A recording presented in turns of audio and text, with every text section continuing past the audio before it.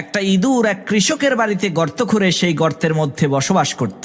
একদিন সেই ইঁদুর দেখতে পেল সেই কৃষক বাজার থেকে একটি ব্যাগে করে একটি ইঁদুর মারার ফাঁদ নিয়ে এসেছে। সেই কৃষকের বাড়িতে আবার একটা কবুতর, একটা মুরগি আর একটা ছাগল ছিল। সেই ইঁদুর সর্বপ্রথম কবুতরের কাছে গিয়ে বলল, ভাই কবুতর, আজকে তো তোমার মালিক ইঁদুর মারার একটা ফাঁদ নিয়ে এসেছে। ইঁদুরের এই কথা শুনে কবুতর বলল, তাতে আমার কি? ওই ফাঁদ তো আমাকে মারার জন্য আনেনি, এনেছে তোমাকে মারার জন্য। এটা তোমার সমস্যা, তুমিই বোঝো। কবুতরের এই কথা শুনে সেই ইঁদুরটি নিরাশ হয়ে মুরগির কাছে যে ওই ইঁদুর মারার ফাঁদের কথাটা বলল। তখন মুরগিও একই কথা বলল, ভাই এটা তো তোমার সমস্যা, এর সাথে তো আমার কোনো লেনা দেনা নাই। মুরগির কথা শুনে সেই ইঁদুর আরো হতাশ হয়ে ছাগলের কাছে গিয়ে ওই ইঁদুর মারার ফাঁদটার কথা বলল। ইঁদুরের কথা শুনে ওই ছাগলটি হাসতে হাসতে বলতে লাগলো, ভাই তোমাকে মারার জন্যই আমার মালিক ওই ফাঁদ বাজার থেকে কিনে এনেছে, তাতে আমার কি সমস্যা? আমি তো খুবই আরামে আছি। সবার কথা শুনে ওই ইঁদুরটি হতাশ হয়ে কৃষকের বাড়ি থেকে চলে গেল।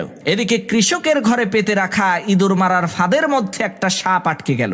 রাতের অন্ধকারে ওই কৃষকের স্ত্রী ইঁদুর মনে করে যখনই ওই ইঁদুর মারার ফাঁদটাকে হাত দিয়ে ধরেছে, আর অমনি সাথে সাথে সাপটা কৃষকের স্ত্রীর হাতে কামড় বসিয়ে দিল। তখন কৃষক তার স্ত্রীকে বাঁচানোর জন্য হাকিম কবিরাজ নিয়ে আসলো। হাকিম সাহেব চিকিৎসা দিয়ে বললেন, এই সাপে কাটা রোগীকে কবুতরের স্যুপ খাওয়াতে হবে, তাহলে ইনশাআল্লাহ খুব দ্রুতই সে সুস্থ হয়ে যাবে। সেই কৃষক হাকিমের কথা শুনে তার স্ত্রীকে বাঁচানোর জন্য ওই বাড়িতে থাকা কবুতরটিকে জবাই করে স্যুপ বানিয়ে তার স্ত্রীকে খেতে দিল।